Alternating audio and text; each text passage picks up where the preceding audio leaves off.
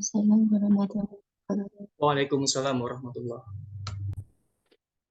Alhamdulillah, alamin. Wassalatu wassalamu ala asyrafil anbiya'i wal mursalin Sayyidina wa maulana Muhammad wa ala alihi wa sahbihi ajma'in.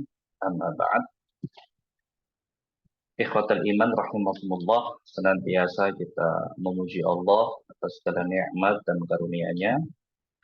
Salawat dan salam semoga senantiasa tercurah kepada junjungan kita, Nabi besar Nabi Agung Muhammad Sallallahu Alaihi Wasallam, kepada keluarganya, para sahabatnya, serta kepada siapapun yang istiqomah di atas din, risalah dan sunnahnya.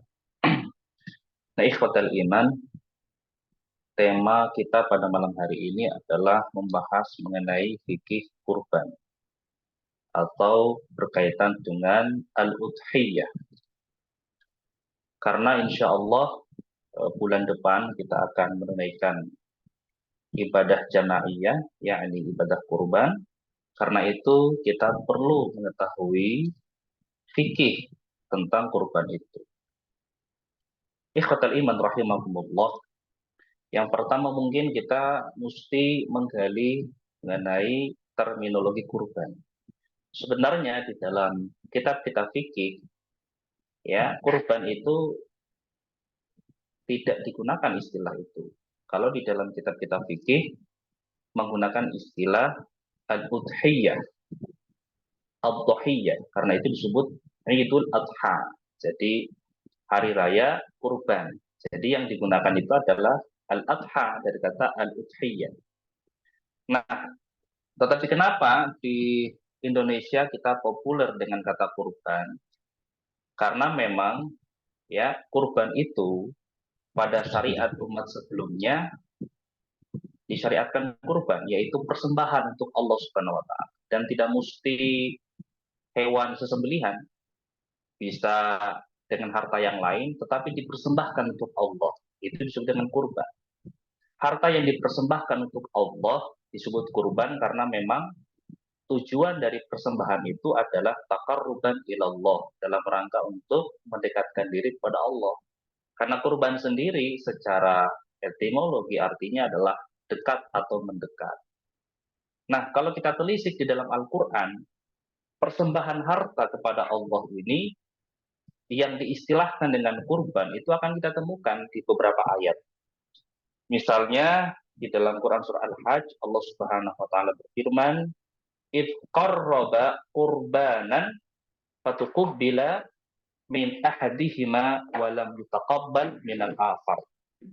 Dan ingatlah ketika mereka berdua mendekatkan diri, mendekatkan kurbannya. Mereka berdua di sini dikisahkan Habil dan Qabil, ya, di mana mereka diperintahkan oleh ayah mereka untuk berkurban, mempersembahkan harta kepada Allah Subhanahu wa taala. Di situ disebutkan id qarraba qurbanan. Ingatlah ketika keduanya mendekatkan kurbannya.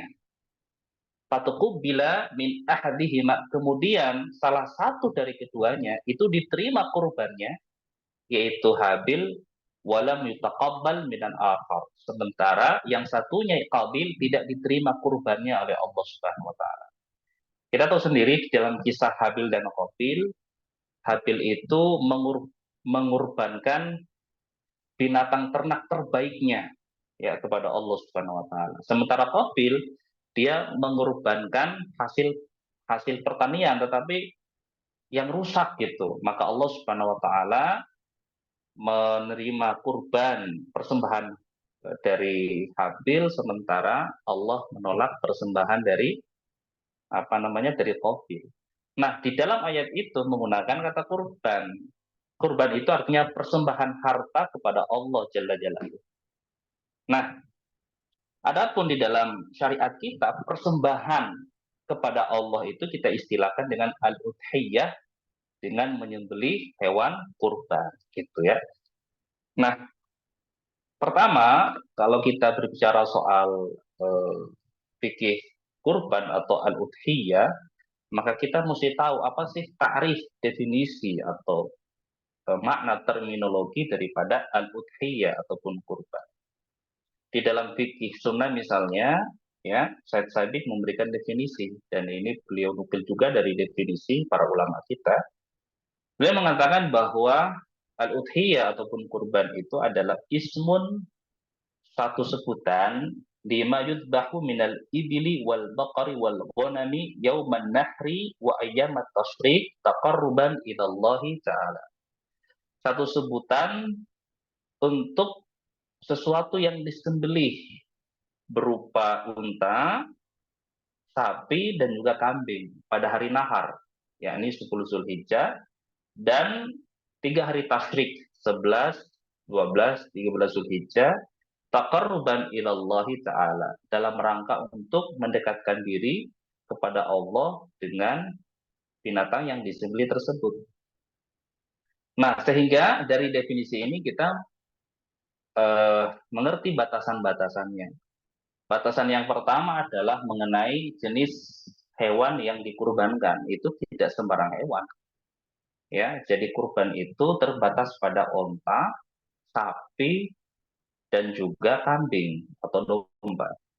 Maka tidak ada kurban dengan menyembelih itik, tidak ada kurban dengan menyembelih ayam, dan lain sebagainya. Kemudian juga batasan waktunya, ya. Jadi kurban itu tidak sembarangan kita menyembelih kapan, tapi ada batasan waktunya, yaitu pada hari nahar, 10 Zulhijjah, dan 3 hari tasyrik setelahnya. Dan penyembelihan itu memiliki motif ibadah, taqarruban ilallah. Karena itu kalau ada orang menyembelih binatang, ya, dalam rangka untuk mungkin kondangan atau pesta, maka itu disebut dengan dzabhul adah, penyembelihan biasa. Itu tidak bisa disebut kurban. Jadi kurban itu memiliki motif yang jelas, taqarruban ilallah, dalam rangka untuk mendekatkan diri kepada Allah Subhanahu wa taala. Nah, ini dari sisi takrifnya ya, dari sisi definisi. Kemudian yang berikutnya adalah mengenai dasar pensyariatannya. Ya. Dasar pensyariatan kurban, ya, itu bisa kita lihat di dalam Quran surah Al-Kautsar, di mana Allah Subhanahu wa taala berfirman, "A'udzubillahi minasyaitonir rajim. Bismillahirrahmanirrahim. Inna a'tainakal kautsar fashalli li rabbika wanhar." Sesungguhnya kami telah memberikan padamu nikmat yang banyak, maka sholatlah karena Tuhanmu, wanhar, dan berkurbanlah atau sembelihlah kurban. Nah, adapun di dalam hadis sangat banyak sekali ya dasar pensyariatan daripada kurban ini. Salah satunya adalah sabda Nabi Sallallahu Alaihi Wasallam, "Ma'amila adamiyun min amalin yauman nahri ahabbu ilallahi min ihraqid dam." Tidaklah suatu amalan yang dilakukan oleh manusia atau anak Adam pada hari nahar, yakni pada 10 Zulhijjah, yang paling dicintai Allah melainkan menumpahkan darah kurban atau menyembelih kurban. Innaha lata'ti yaumal qiyamah, karena sesungguhnya kurban itu kelak pada hari kiamat akan datang menjadi saksi, biquruniha, ya, dia akan datang pada hari kiamat dengan tanduknya, wa asy'ariha, dengan bulu-bulunya, wa azlafiha, dan juga dengan kuku-kukunya. Jadi luar biasa, mereka yang berkurban nanti kurbannya akan menjadi saksi pada hari kiamat tentang mereka yang berkurban. Nah, kemudian yang berikutnya ikhwatal iman mengenai hukumnya. Nah, para ulama ini khilaf ya di antara mereka mengenai status hukum berkurban.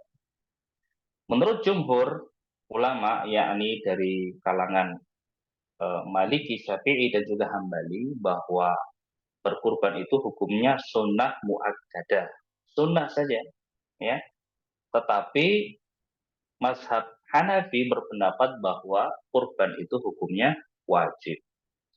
Adapun Yang rajih ataupun yang kuat di antara pendapat para ulama ini adalah hukumnya sunnah, ya. Dasar kesunahannya bukan wajib, ya, tapi dasar kesunahannya adalah sabda Nabi Shallallahu Alaihi Wasallam, "Idza ra'aitum hilala dzil hijjah wa arada ahadukum ayudhhiya falyumsik an sya'rihi wa asfarihi." Ya, jika kalian melihat hilal Zulhijjah, wa arada ahadukum ayudhhiya, dan salah seorang di antara kalian hendak atau ingin berkurban. Nah, perhatikan di dalam hadis ini ada kata iroda atau aroda, ya. Dan salah seorang di antara kalian ingin atau hendak, itu artinya berarti kurban itu ikhtiar, pilihan saja, ya, pilihan yang utama. Nah, ini menunjukkan bahwa kurban itu tidak wajib. Maka pendapat yang rajih mengenai hukum kurban, kurban itu hukumnya sunnah muakkadah ala qadirin, atas mereka yang mampu menunaikannya. Tetapi ikhwatal iman, meskipun kurban itu hukum asalnya adalah sunnah, tapi dia bisa berubah statusnya menjadi wajib. Bisa, ya. Kapan kurban itu statusnya menjadi wajib? Ya, ada dua keadaan. Yang pertama adalah seseorang bernazar untuk berkurban. Ya, seseorang bernazar untuk berkurban. Misalnya seseorang bernazar, ya, nazar tulir rahman, aku bernazar untuk Allah tahun ini aku akan berkurban. Dia bernazar, ya. Nazar itu adalah janji kepada Allah untuk melakukan satu ketaatan. Itu namanya nazar. Kalau akad itu janji pada manusia, tetapi kalau nazar itu janji kepada Allah untuk melakukan satu ketaatan. Nah, kalau seorang muslim bernazar, berjanji kepada Allah untuk melakukan satu ketaatan, misalnya dia bernazar untuk berkurban, maka status kurbannya nggak lagi sunnah, tapi status kurbannya berubah menjadi wajib. Ya, hal ini didasarkan pada sabda Nabi Shallallahu Alaihi Wasallam, "Man nadhara ayyuti Allah, fal yuti'hu." Barang siapa yang bernazar, ya, untuk mentaati Allah, maka wajib dia mentaatinya. Rawahul Bukhari, hadis ini diriwayatkan oleh Imam Bukhari.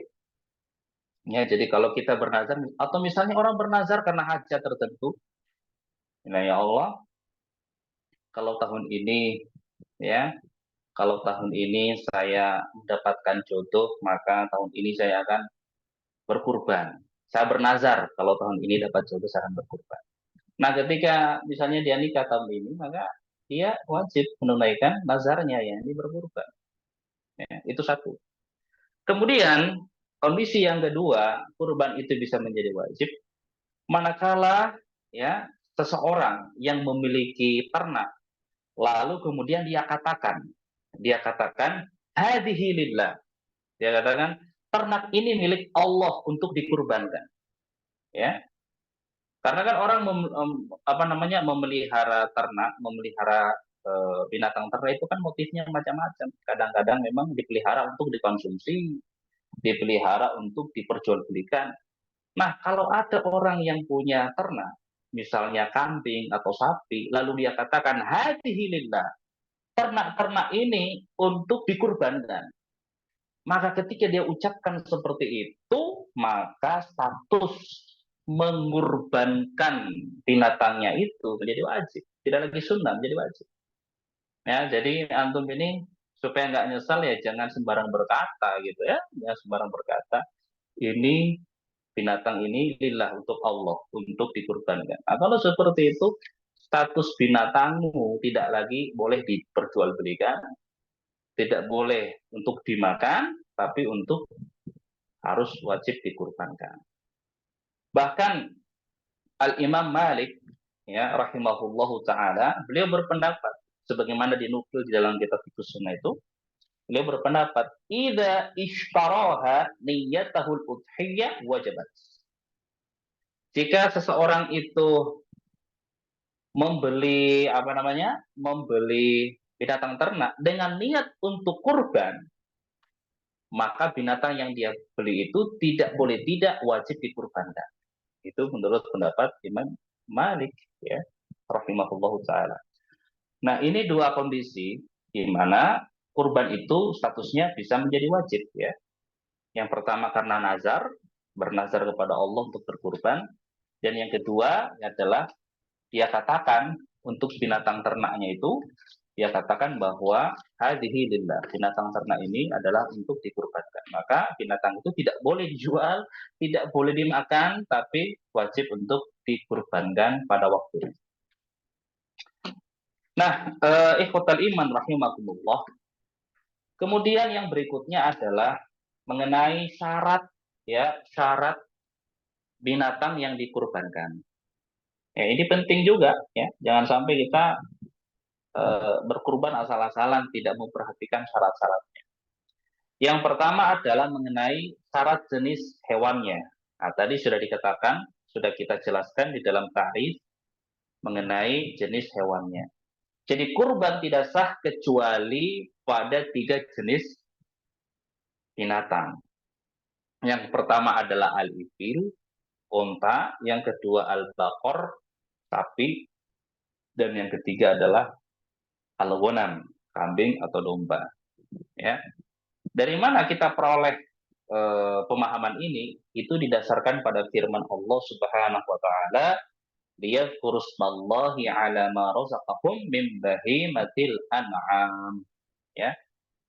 Agar mereka menyebut nama Allah, ini maksudnya ketika kurban, agar mereka menyebut nama Allah ala ma razaqahum, atas apa yang Allah rezekikan kepada mereka, min bahimatil an'am, dari binatang ternak. Nah, di dalam bahasa Arab yang namanya al-an'am itu adalah binatang jenis onta, jenis sapi, dan jenis apa namanya? Jenis kambing atau domba. Tidak memiliki pengertian lain. Jadi kata bahimatul an'am itu dalam bahasa Arab itu pada 3 jenis binatang itu. Karena itu kurban tidak berlaku pada di luar jenis binatang tadi. Itu yang pertama, syarat jenis hewan yang dikurbankan. Kemudian yang kedua, mengenai umur binatang yang dikurbankan. Ya, ini tidak sembarangan juga, ya. Kita sudah punya kambing, ya tidak langsung boleh, harus perhatikan umurnya. Kita sudah punya sapi, tidak langsung boleh, harus diperhatikan umurnya. Ya, ini memang khilaf bainal fuqaha, tetapi kami memilihkan pendapat yang paling kuat. Yang pertama, jika ini kambing dulu ya, kambing. Jadi begini, ikhwatal iman. Gonam, ya, gonam. Ya, atau yang kita terjemahkan apa ya, kambing ya. Kita terjemahkan kambing. Meskipun nanti kita akan lihat ya tidak selalu gonam itu maknanya kambing. Jadi al-gonam itu ya, itu ada 2 jenis. Yang pertama disebut dengan al-ma'iz, al-ma'iz. Dan yang kedua disebut dengan al-do'nu. Nah, jadi gonam itu ada 2 jenis, ikhwatul iman. Yang pertama al-ma'iz, yang kedua adalah al-do'nu. Kalau al-ma'iz itu adalah kambing yang kita pahami, ya, yang dijual-jual itu kambing, yaitu ma'iz namanya. Kalau al-do'nu itu domba, ya, ukurannya lebih besar. Kalau al-ma'iz itu kambing sebagaimana yang kita lihat. Kemudian al-do'nu itu adalah domba. Nah, ma'iz, kambing atau al-do'nu, domba ini syarat umurnya tidak sama. Ya. Kalau al-ma'iz itu minimal sanatan, minimal setahun. Ya. Meskipun ada yang berpendapat nisfus sanah, ya, setengah tahun atau 6 bulan. Tetapi sudah dibentuk ihtiyat, kehati-hatian, maka kami rekomendasikan untuk jenis kambing atau al-ma'iz itu minimal setahun umurnya. Ya. Kemudian adapun al-dha'nu atau domba ini dia minimal sanatan, minimal 2 tahun. Meskipun ada yang berpendapat minimal setahun. Ya, tetapi al-ihtiyat, al-ahwat, ya, pendapat yang lebih hati-hati bahwa domba ini minimal umurnya 2 tahun. Adapun al-baqar atau sapi itu minimal umurnya 2 tahun juga. Dan untuk al-ibil ya itu minimal umurnya 5 tahun. Ya, ini bisa dibaca di beberapa kitab-kitab fikih, misalnya Al-Fiqhul Manhaji, dan juga bisa dibaca di dalam kitab fikih sunnah dan kitab-kitab fikih yang lain. Itu syarat umur ya, syarat umur hewan yang dikurbankan. Kemudian syarat yang ketiga adalah al-khaliyatu minal uyub, ya. Binatang itu harus apa namanya? Harus lepas dari cacat, ya, atau binatang itu tidak cacat. Di dalam hadis Nabi SAW bersabda, arba'atun la tujza'u fil adahi. Ada 4 ya jenis binatang atau binatang yang cacat yang itu tidak sah untuk dikurbankan. Yang pertama kata Nabi, al-aura'u al-bayyinu awaruha. Ya. Jadi binatang yang buta mata sebelah. Jadi mata sebelahnya buta dan jelas butanya. Kalau ya mata sebelahnya buta itu sudah nggak boleh dikurbankan, apalagi dua-duanya, yaitu namanya mafhum min babi aula ya. Mafhum muwafaqah min babi aula. Kemudian yang kedua kata Nabi SAW, wal maridatu al bayyinu maraduha. Ya. Binatang yang sakit, yang jelas sakitnya, ya misalnya sapi kita lagi flu, ya flu sapi atau apa namanya, atau lagi demam atau apa gitu, ya sakit. Ya. Sapinya lagi sakit, nggak boleh dikurbankan. Kemudian yang ketiga kata Nabi, wal arja'u al bayyinu dhal'uha. Itu binatang yang pincang, yang jelas pincangnya, gitu. Kemudian yang keempat kata Nabi, wal ajfa'u allati la tunqi. Itu binatang yang sangat kurus, ya. Hanya terlihat tulang-tulangnya aja, nggak boleh dikurbankan. Ini yang disebut dengan cacat atau uyub, ya. Jadi ketika kita berkurban, maka pilihlah kurban yang terbaik, ya. Jangan karena hemat biaya cari yang sembarangan, nggak boleh, ya. Harus lepas dari cacat. Itu secara umum 3 syarat hewan yang dikurbankan. Yang pertama jenis hewannya, yang kedua umurnya, dan yang ketiga mesti lepas daripada cacat. Kemudian yang berikutnya, ya ikhwatal iman, waktu berkurban, kapan kita berkurban? Ya. Waktu berkurban itu adalah ba'da sholatil Id wal khutbatain ila maghribi akhiri ayami tasyrik. Jadi waktu berkurban itu adalah setelah lepas sholat Id, ya termasuk khutbahnya, sampai di akhir hari tasyrik. Nah, itu waktu kita berkurban.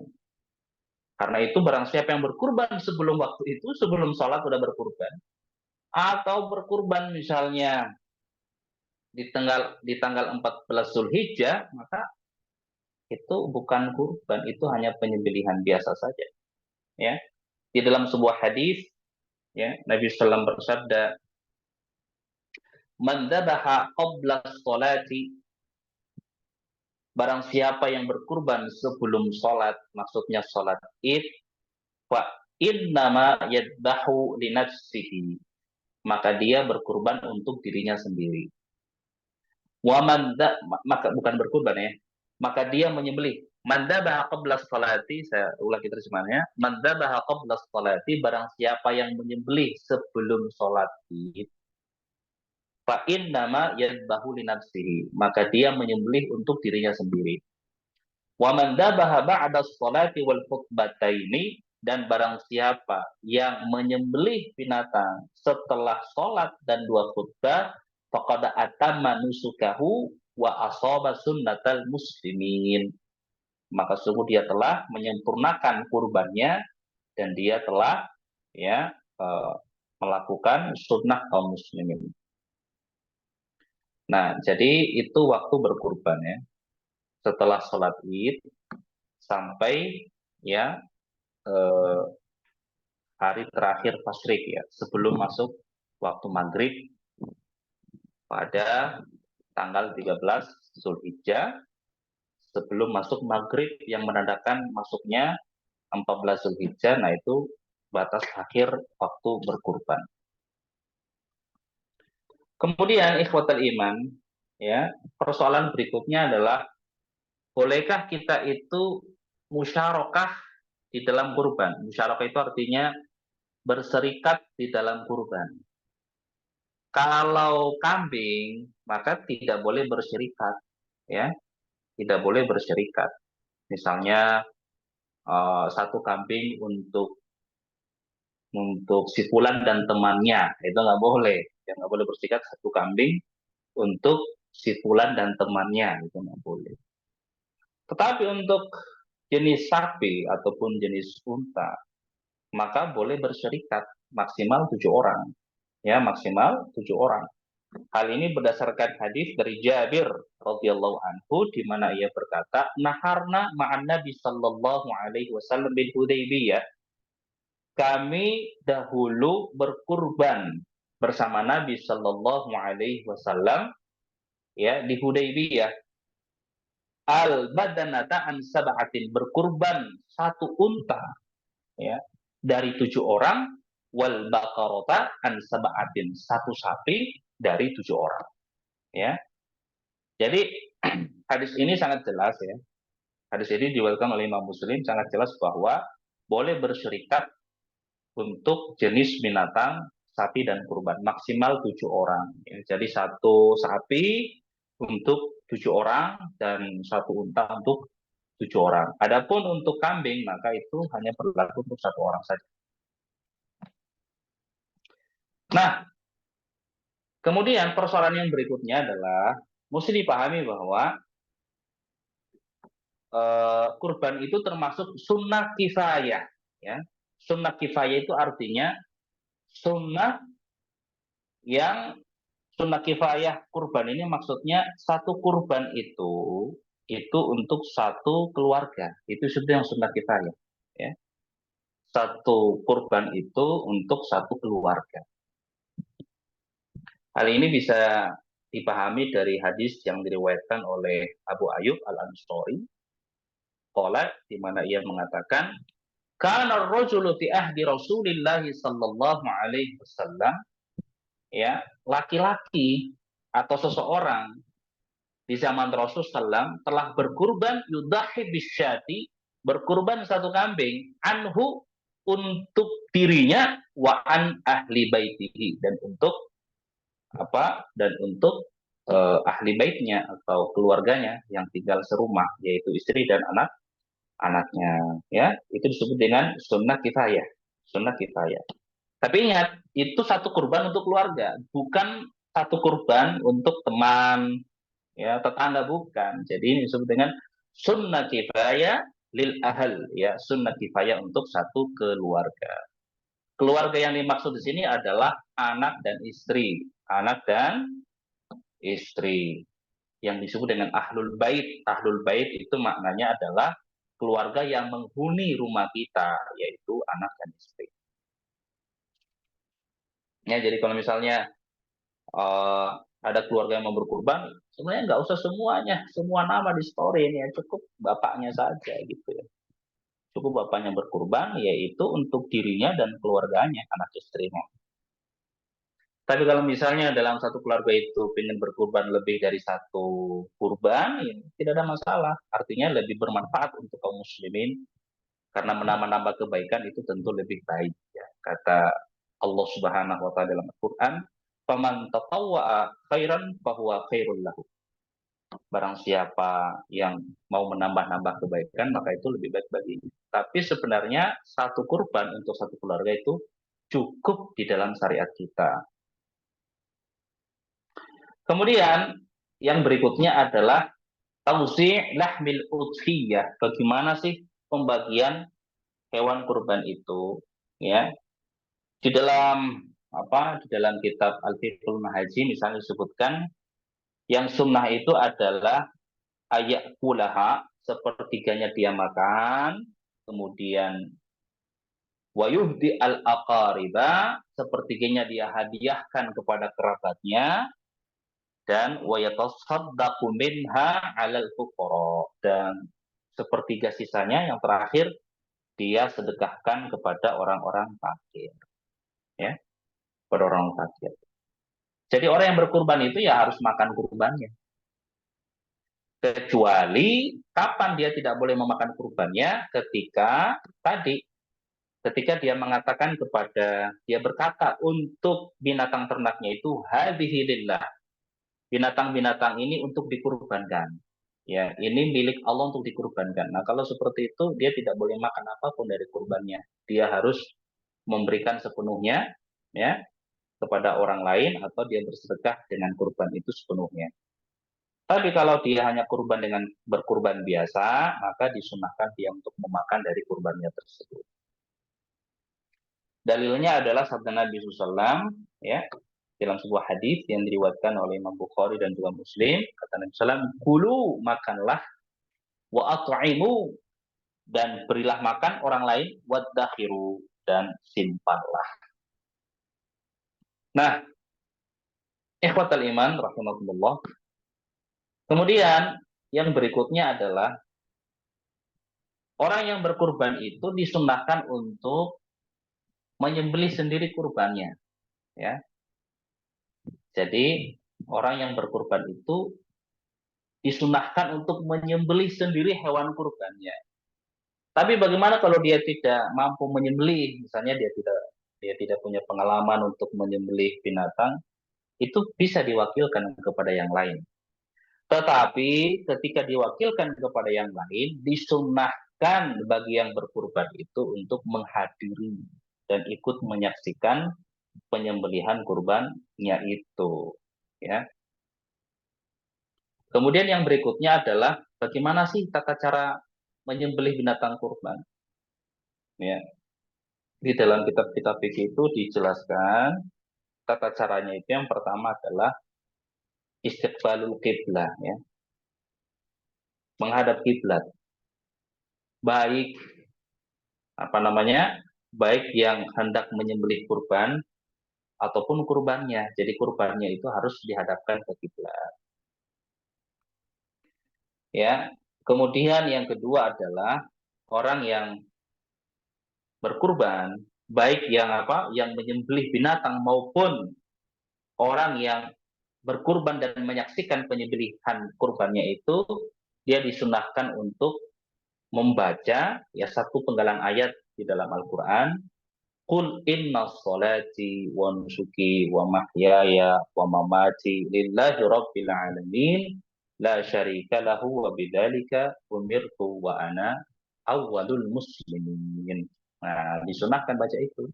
Baik yang menyembelih binatang, menyembelih binatang, artinya yang mewakilkan, atau misalnya orang yang menyembelih binatangnya sendiri, atau orang yang berkurban yang menyaksikan penyembelihan binatangnya, dia disunahkan untuk membaca ayat ini. Ya, qul inna sholati wa nusuki wa mahyaya wa mamati lillahi rabbil alamin la syarika lahu wa bidzalika umirtu wa ana awwalul muslimin. Hadis riwayat Muslim, ya. Kemudian yang berikutnya adalah orang yang menyembelih binatang itu membaca bismillahi wallahu akbar Allahumma hadza anni wa an ahli baiti. Itu kalau dia sendiri yang menyembelih kurbannya. Kalau dia sendiri yang menyembelih kurbannya, dia katakan Allahumma hadza anni.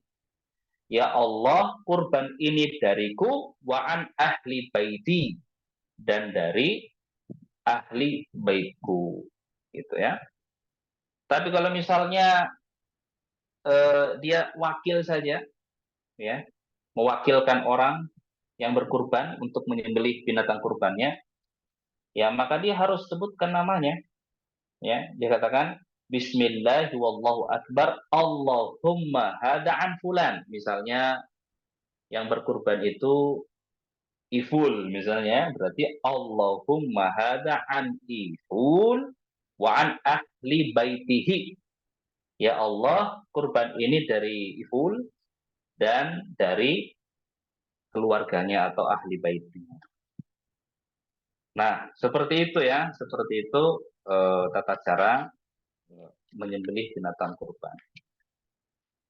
Kemudian persoalan lain berkaitan dengan hukum kurban ini adalah mengenai ya menjual hewan kurban. Bagi orang yang berkurban tidak boleh, haram hukumnya. Ya, meskipun itu tanduknya, kulitnya, apapun dari kurban itu tidak boleh dia jual.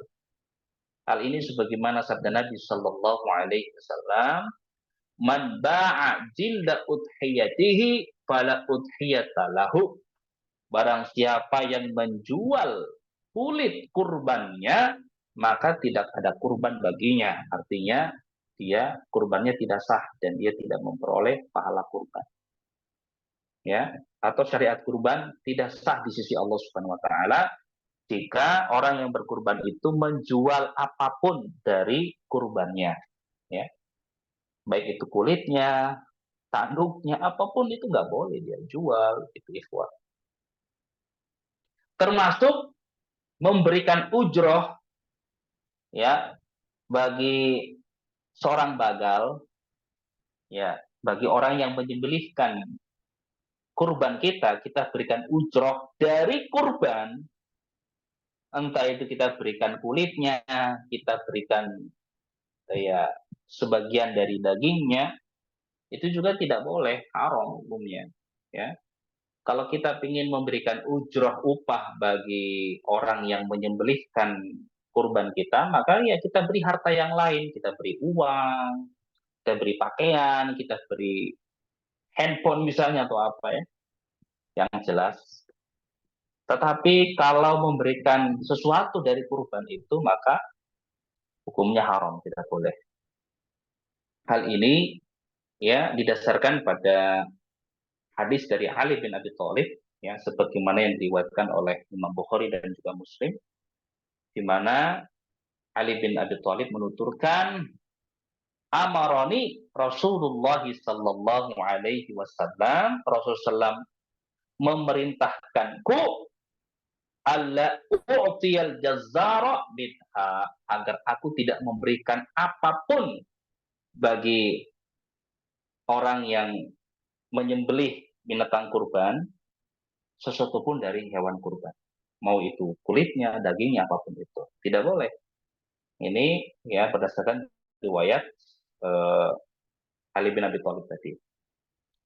Nah, karena itu, dan saya kira ya ini yang umum terjadi di masyarakat, kadang-kadang orang eh, kadang-kadang pembagal itu ketika menyembelih binatang kurban, dia mengambil sesuatu dari kurban itu, baik itu kulitnya ataupun yang lain, itu nggak boleh, ikhwah, nggak boleh. Jadi orang yang menyembelih hewan kurban kita, ya kita beri ujroh upah yang lain, entah itu uang, entah itu apapun ya, ujroh yang maklum atau yang jelas. Nah, ikhwatal iman, saya kira itu beberapa ya hal berkaitan dengan fikih kurban, ya. Saya kembalikan kepada host untuk melanjutkan majelisnya. Mungkin kalau ada yang mau tanyakan, monggo silakan. Masya Allah, Barakallahu fikum. barakallahu fiik Ustadz Ipul. Luar biasa ini malam hari ini, alhamdulillah kita bisa memahami bagaimana fikih kurban itu agar kita semua itu nggak dalam berkurban itu terdapat kecacatan amal ataupun keutamannya dilewatkan gitu ya. Masya Allah, luar biasa Ustadz Ipul sudah menjelaskan bagaimana memahami ya fikih kurban ketika sedang berkurban itu luar biasa pahala dan juga keutamaan-keutamaannya. Baik, alhamdulillah, insya Allah kita membuka sesi tanya jawab ya. Baik Bapak, Ibu, Kakak boleh silakan on mic ataupun melakukan pertanyaan melalui kolom chat. Tapi ini sebelum itu sudah ada satu pertanyaan nih Ustaz. Pertanyaannya dari Kak Happy. Izin bertanya Ustaz, bagaimana kalau misal pasangan pahamnya satu hewan untuk orang, apakah boleh tetap korban atau bagaimana Ustaz? Atau mengikuti persetujuan pasangan dulu sesuai pemahamannya atau nunggu pasangan paham dulu? Monggo dijawab Ustaz.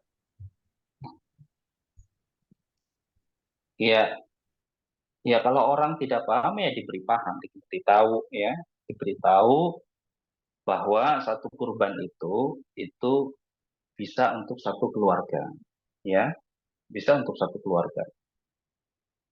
Dikasih tahu aja. Tapi kalau misalnya apa namanya dia berkurban, misalnya dia niatkan hanya untuk suaminya saja, misalnya seperti itu ya, dan dia tidak niatkan untuk keluarganya yang lain, maka amalan tersebut bergantung pada niatnya. Ya. Di dalam apa namanya di dalam hadis Nabi SAW bersabda, innamal a'malu binniyat. Ya, sesungguhnya amalan itu tergantung pada niatnya. Kalau dia berkurban, dia niatkan untuk dirinya sendiri, ya, tidak untuk anak dan istrinya, maka amal itu bergantung pada apa yang dia niatkan. Maka kan kasihan juga ya, eh, apa namanya orang itu istrinya dan anaknya bisa bisa ikut mendapatkan manfaat dari kurban itu, tapi dia meniatkan untuk dirinya sendiri. Maka orang yang tidak tahu seperti ini ya kita harus kasih paham bahwa kurban itu bisa untuk satu keluarga. Ya, tapi kalau misalnya dia ngotot maunya untuk dirinya sendiri, ya berarti layani saja gitu. Dia berkorban untuk dirinya sendiri, ya untuk dirinya sendiri. Kenapa? Karena setiap amalan itu harus harus didasarkan pada niat ya. Dan syariat telah memberikan ketentuan mengenai kurban bahwa hewan kurban itu bisa kita niatkan untuk diri kita dan juga untuk ahli bait kita. Sebagaimana sabda Nabi tadi ya, innamal a'malu bin niat. Sesungguhnya amalan itu tergantung pada niatnya. Kurbannya apakah tetap sah? Ya tetap sah saja kurbannya. Tetapi sebaiknya dia tadi mengerti bahwa satu kurban itu bisa untuk diri dan ahli baitnya. Barakallahu fiik. Seperti itu jawabannya. Masya Allah. Iya, Kak, Ibu Happy atau Kak Happy nih ya. Ini luar biasa pertanyaannya. Alhamdulillah sudah terjawab, bagaimana kesohihan atau sahnya gitu, bagaimana berkurban yang sudah dijawab oleh Ustadz Ipul sendiri. Nah, ini ada pertanyaan berikutnya Ustadz dari Ibu Neti. Bismillah, bagaimana Ustadz kalau kita berkurban diniatkan hanya untuk almarhum ayah saja? Monggo Ustadz.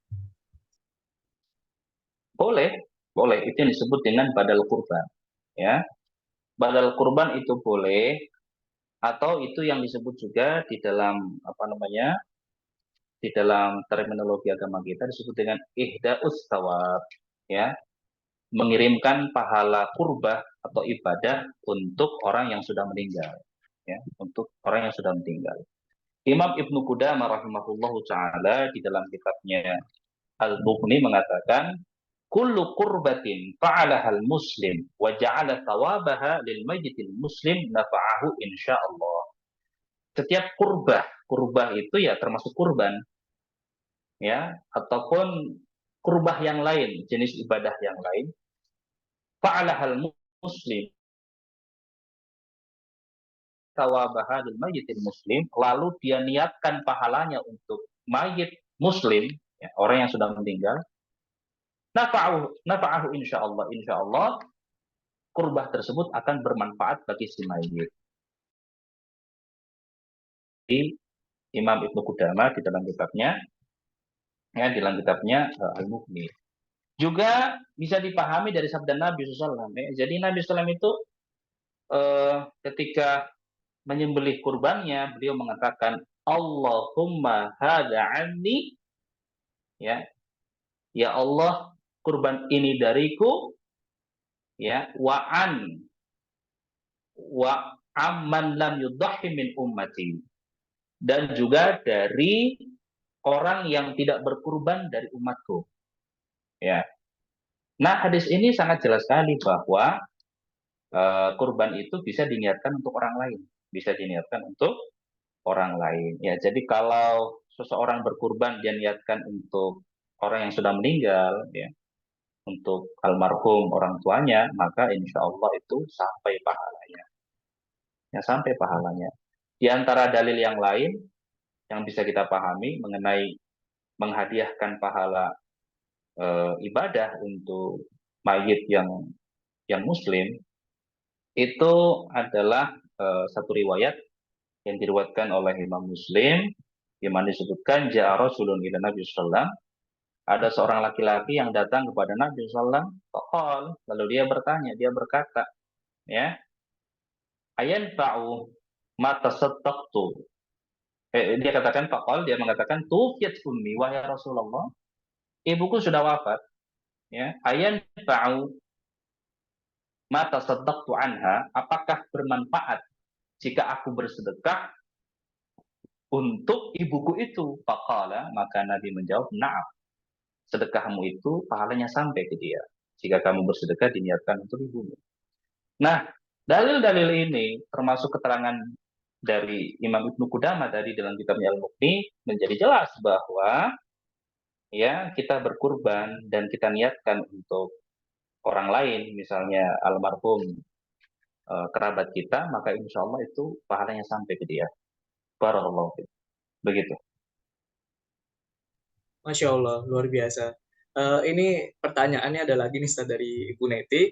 Bagaimana kalau pada saat penyembelian kita tidak ikut karena kita sudah mempercayakan pada satu orang saja yang sudah terbiasa menyelenggarakan proses ini, dan karena dalam rumah kita semua wanita dan ayah sudah tidak ada lagi Ustaz. Ya, boleh. Jadi itu disebut dengan wakalah, ya. Wakalah. Jadi mewakilkan penyembelihan kepada orang lain itu boleh hukumnya, tidak ada masalah. Lagi pula tadi menghadiri tempat penyembelihan itu disunahkan, tidak harus atau tidak wajib. Seperti itu. Barakallahu fiik. Masya Allah, barakallahu fiik. Begitu Bu Neti, alhamdulillah sudah terjawab ya bagaimana dari pertanyaan mengenai penyembelihan ya, yang diwakilkan atau wakalah.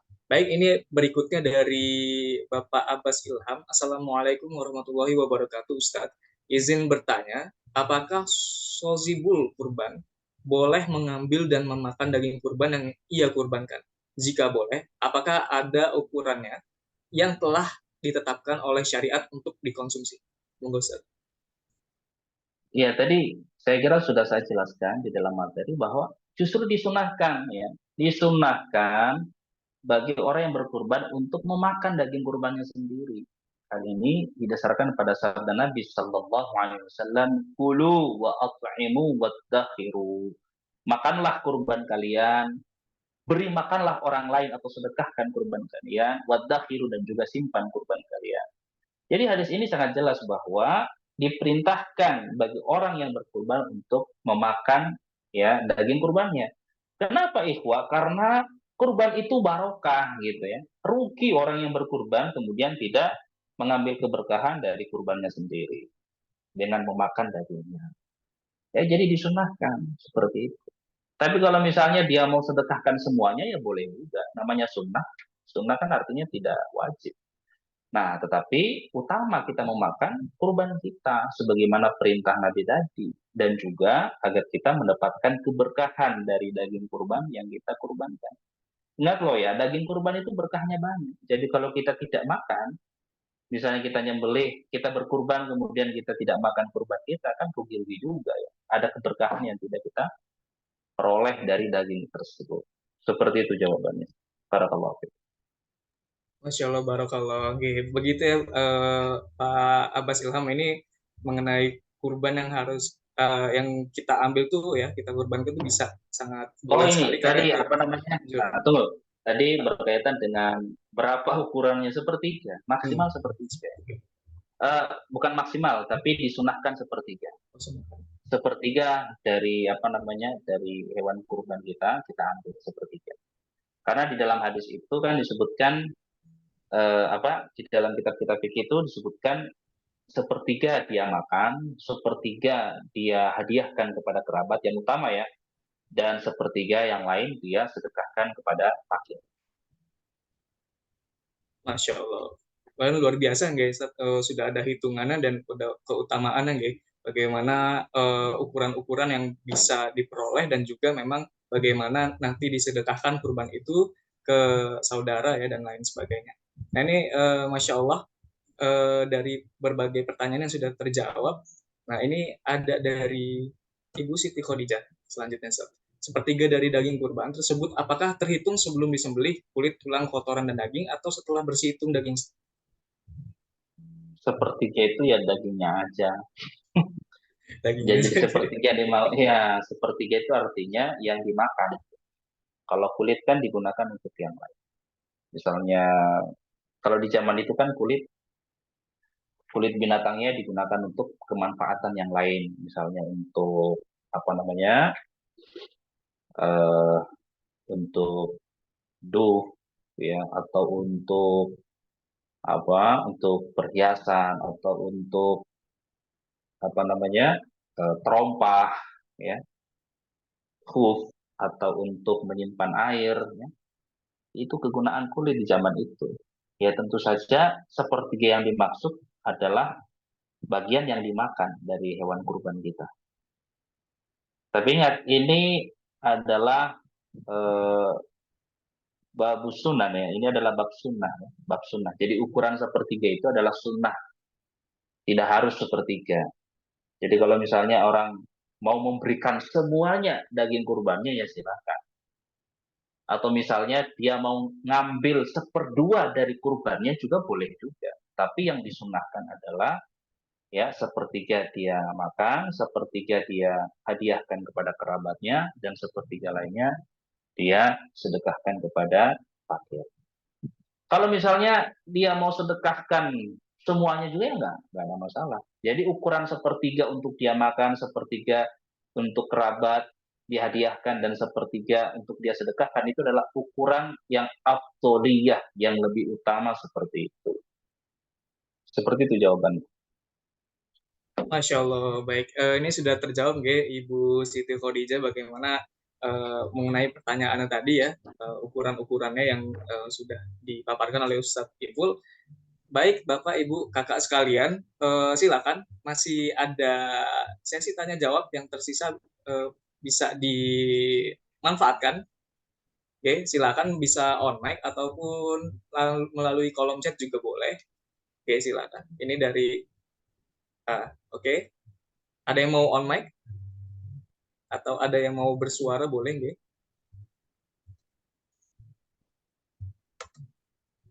Baik, ini dari Ibu Neti dulu lagi nih, Ustaz. Ada pertanyaan. Ini maaf Ustaz, di tempat saya ada yang mengatakan bahwa kalau ingin membeli hewan kurban, nggak boleh menawar harga hewan kurbannya, itu bagaimana, Ustaz?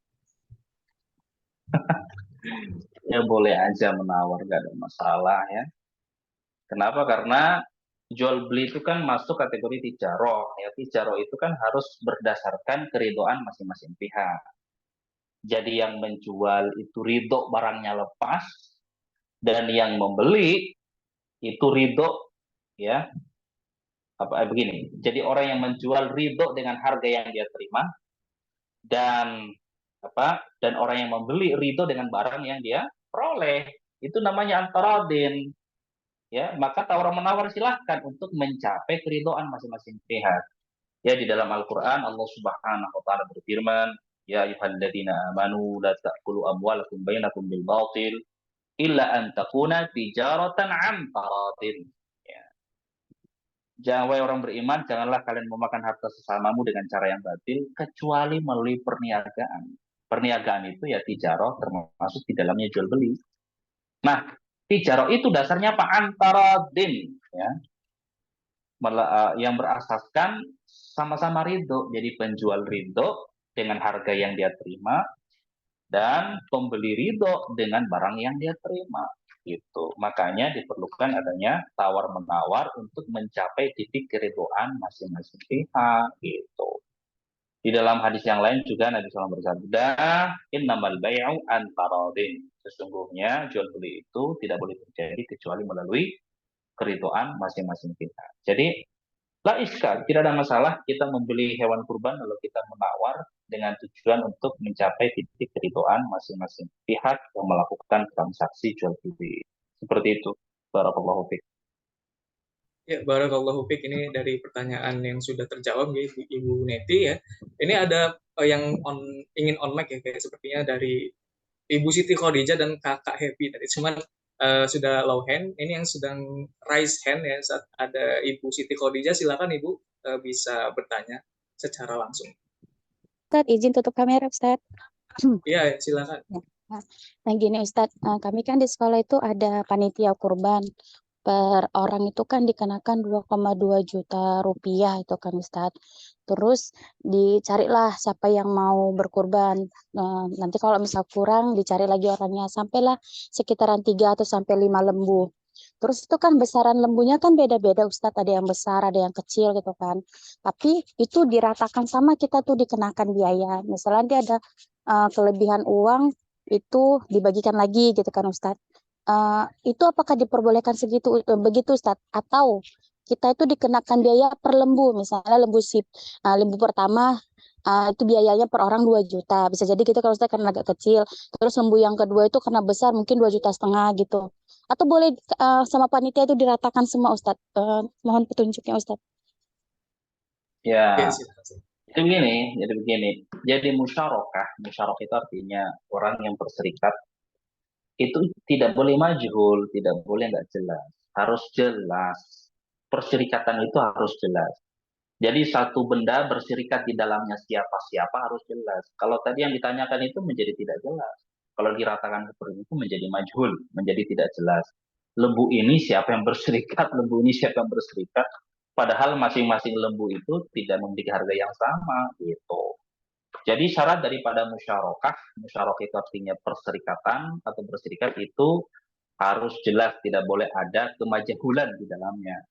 Jadi ya caranya adalah ya lembunya di harganya berapa, lembu itu harganya berapa, kemudian nanti ya 7 orang berserikat di dalamnya dengan menyetorkan sejumlah uang untuk harga lembu pertama, begitu. Terus kemudian lembu yang berikutnya sekian. Nah, nanti 7 orang menyetorkan uangnya untuk lembu itu. Itu namanya jelas. Ya, tidak ada unsur kemajahulan ya. Jadi Jadi syarat daripada musyarakah itu tidak boleh ada unsur majhul atau ketidakjelasan. Barakallahu fiik. Iya, Masya Allah luar biasa ini sudah terjawab nih. Ibu Siti Khadijah. Ini Ya, Raisen lagi, silakan jika syukron masih. Ustadz. Iya, bertanya lagi boleh Ustadz? Silakan, silakan Ibu. Mungkin tadi karena saya terlambat masuknya ya Ustadz.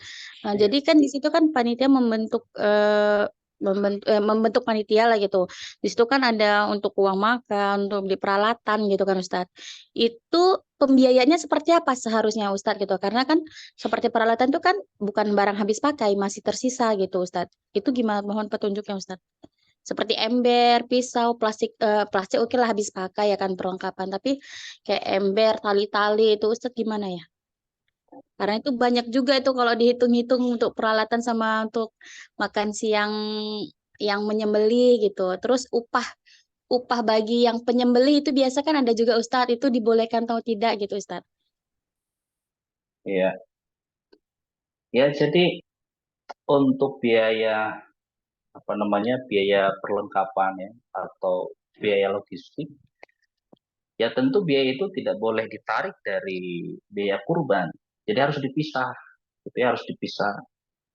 Jadi biaya untuk hewan kurbannya ini, biaya untuk logistik ini tidak boleh dicampur-campur, ya. Itu supaya ada kejelasan, supaya ada kejelasan. Nah, untuk biaya perlengkapan, biaya logistik dan lain-lain itu dari mana ya terserah. Apakah misalnya dari kas masjid, ya, atau biaya itu ya patungan gitu ya, atau misalnya biaya itu infak dari sahibul kurban, tapi dipisah.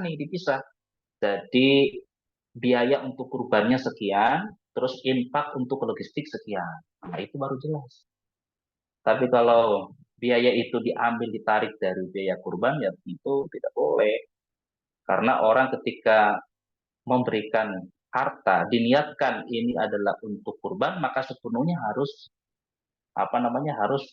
digunakan untuk kurban, bukan untuk yang lain.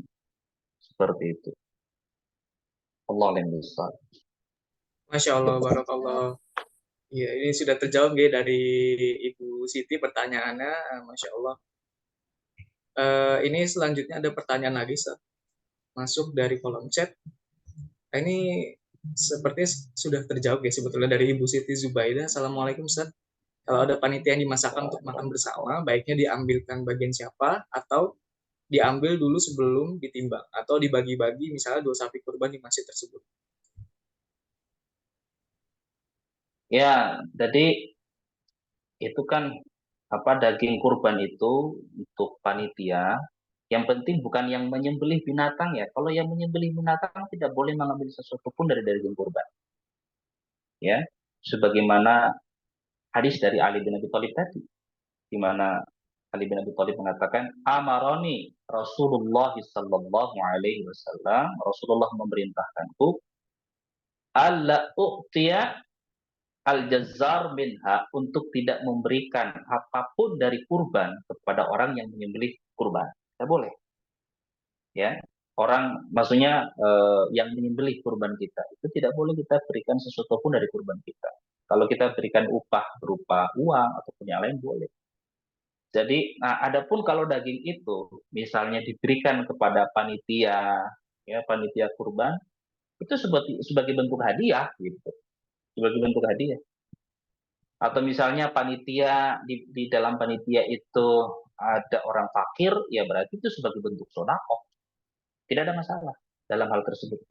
Yang penting ya daging kurban itu tidak diberikan kepada orang yang menyembelih kurban kita, atau diistilahkan di dalam hadis tadi al-jazzar, ya. Jadi pembagal, tidak boleh kita berikan sesuatu pun dari daging kurban. Adapun selain daripada itu boleh, bisa dalam bentuk hadiah, bisa dalam bentuk sodako dan lain sebagainya. Seperti itu ya, semoga bisa dipahami dengan baik. Masya Allah, ini sudah terjawab ya Ibu Siti Zubaida dari pertanyaannya mengenai timbangan kurban dan daging kurban itu sendiri ya yang sedang disembeli atau dibagikan dan sebagaimana sudah dijawab oleh Ustadz Ipul.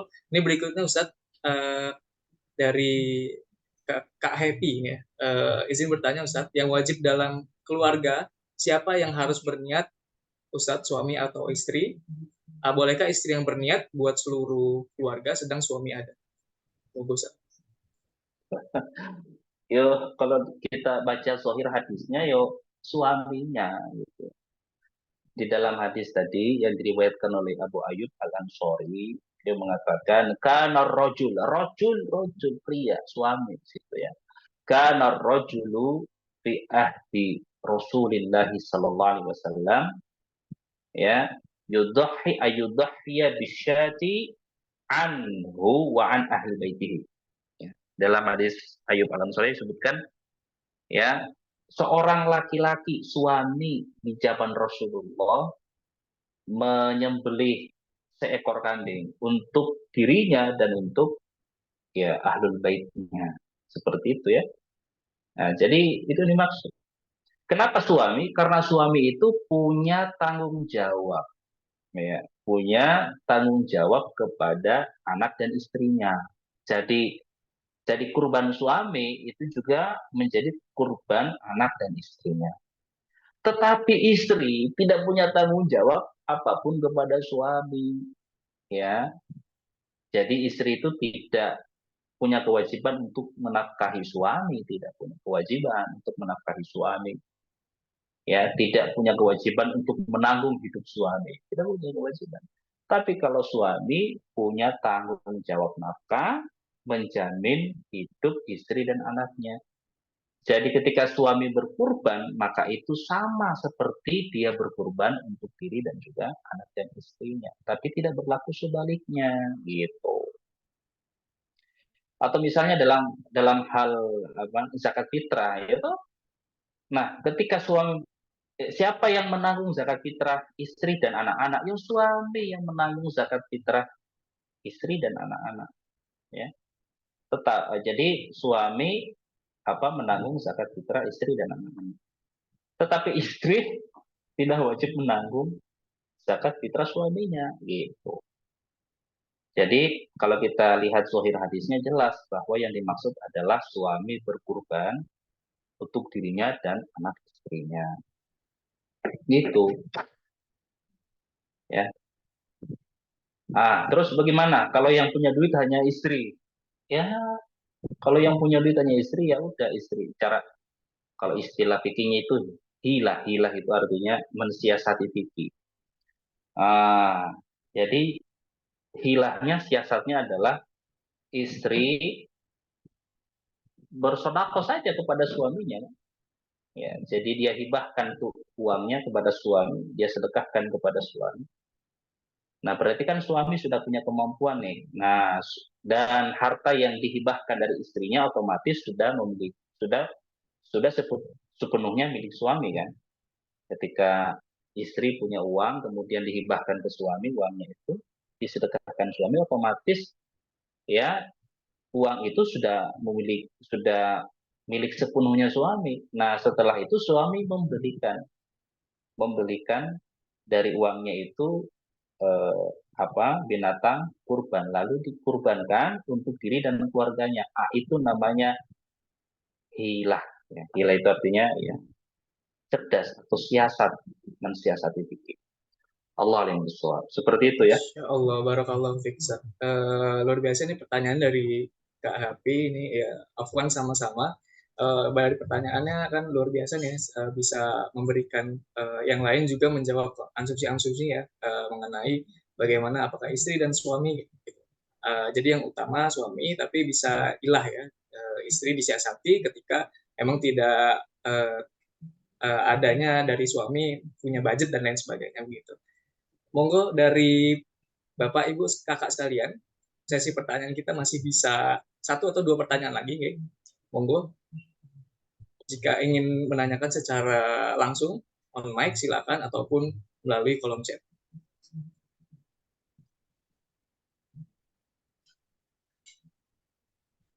Ada? Masya Allah, ini sepertinya sudah pada paham nih, Ustaz. Malam hari ini sudah luar biasa pemikirannya sudah memahami bagaimana fikih kurban nih sepertinya. Insya Allah. Alhamdulillah. Baik, sepertinya jika memang tidak ada lagi pertanyaan yang masuk, maka insya Allah selanjutnya akan ada sesi closing statement. Tapi sebelumnya, insya Allah ada tayangan jeda yang insya Allah bermanfaat bagi Bapak, Ibu, Kakak sekalian. Jangan kemana-mana, tetap pada kami.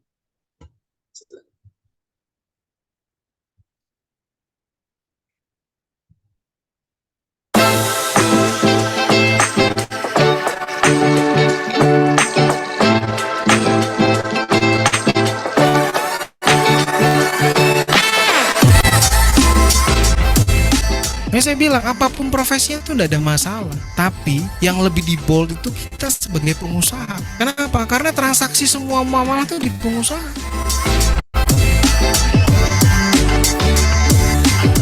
Jadi nggak bisa ngelihat bisnis itu sehat hanya berdasarkan omsetnya banyak. Kalau omset banyak itu nggak menghasilkan keuntungan, itu kan cuma dapat kesel.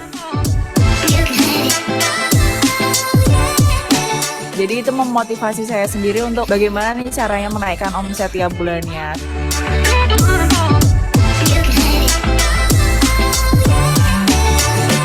Semoga harapannya tidak hanya berhenti di tren ini saja, tapi juga dilakukan. Karena itu sangat membantu bisnis mereka untuk mengetahui dan membantu mereka untuk menentukan keputusan-keputusan bisnisnya.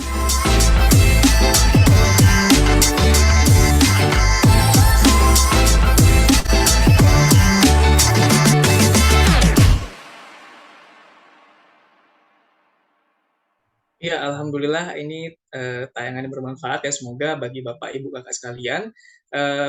Ziswa Ampara membuka kelas kuliah online syariah financial planning bagi Bapak, Ibu, Kakak sekalian agar bisa memanfaatkan bagaimana ilmu ya dari syariah, keuangan itu sendiri ya, keuangan syariah yang luar biasa. Kita tuh masih banyak dalam pengelolaan keuangan tuh masih luar biasa. Ilmu yang kita dapati kan biasanya masih banyak sana sini itu minim gitu ya. Jadi kita membuka kelas bagaimana mengelola keuangan finansial secara syariah yang insya Allah bermanfaat menjadi investasi bagi diri sendiri, bisnis, ataupun juga bagaimana mempelajari keuangan itu bisa mengelola dalam rumah tangga dan manfaat lainnya. Yang insya Allah sebagian dari keuntungan ya, dari kuliah ini memang akan menjadi pahala investasi bagi Bapak, Ibu, Kakak sekalian untuk pengembangan dan pembangunan kampus TH Hampara Yogyakarta, kampus ekonomi Islam berpesantren. Barakallahu fiik, alhamdulillah kita sudah masuk pada sesi closing statement. Ustaz, monggo untuk sesi terakhir ini silakan untuk bisa memberikan closing statement. Ya, jadi closing statement atau wasiat atau pesan terakhir ini yang ingin saya sampaikan kepada antum semua adalah ya kita harus menaruh perhatian besar kepada ilmu fikih atau ilmu syar'i. Karena bagaimanapun ya menuntut ilmu syar'i itu adalah kewajiban atas setiap muslim. Nabi SAW bersabda, "Talabul ilmi faridatun 'ala kulli muslim." Menuntut ilmu itu adalah kewajiban atas setiap muslim. Ya, kata Imam Az-Zarnuji, ada ilmu yang dimaksud adalah ilmu hal. Jadi ilmu yang berkaitan dengan keadaan kondisi kita, yang kita berada di dalamnya. Kalau kita berprofesi sebagai pedagang, maka wajib kita belajar ilmu fikih tentang dagang. Kalau kita berprofesi sebagai petani, maka ya kita juga wajib belajar ilmu fikih tentang petani. Atau kondisi seharian kita makan, kita minum, ya, kita melakukan aktivitas. Nah, dalam kondisi keseharian kita itu, kita wajib belajar ilmu syar'i, ilmu fikih berkaitan dengan kondisi keseharian kita.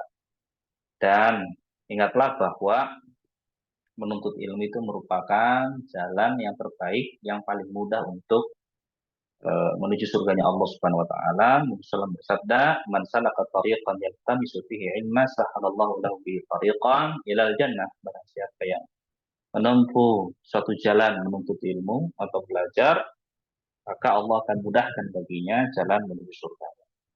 Saya kira demikian. Wassalamualaikum warahmatullahi wabarakatuh. Waalaikumsalam warahmatullahi wabarakatuh. Masya Allah, barakallahu fiik, Ustaz. Jazakallah khairan ini sudah berkenan hadir pada malam hari ini di Taklim Online Hampara episode 29 yang temanya fikih kurban. Masya Allah, luar biasa kita bisa memahami deh bagaimana kupas tuntasnya fikih kurban ini ya menjelang Idul Adha yang luar biasa. Ini masyarakat ya fastabiqul khairat sekali dalam berkurban, dan apalagi butuh bagaimana mengimbangi ya keutamaan amalan gitu ya, sehingga tidak terlewat gitu, sehingga tidak ada, semoga ya, kecacatan dalam beramal ketika berkurban. Masya Allah, luar biasa dari kakak ibu bapak sekalian yang sudah hadir malam-malam hari ini. Terima kasih banyak, jazakumullah khairan jaza atas partisipasinya. Insya Allah kita kembali berjumpa pada Taklim Online Hampara berikutnya. Insya Allah kita insya Allah mengadakan setiap pekannya gratis kepada semua ya, free untuk umum.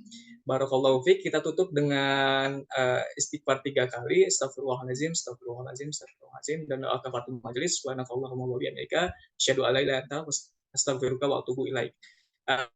Kita doakan juga pada Ustadz Ipul Fitra, semoga Ustadz Ipul selalu diberikan senantiasa kesehatan, kelimpahan rezeki dan keberkahan oleh Allah Subhanahu wa taala, dan juga Bapak Ibu Kakak sekalian yang doa terbaik, kesehatan, keberkahan dan rezeki yang juga sama berlimpahnya untuk semua. Amin Allahumma amin. Wabil taufiq wal hidayah. Wassalamualaikum warahmatullahi wabarakatuh. Waalaikumsalam warahmatullahi wabarakatuh.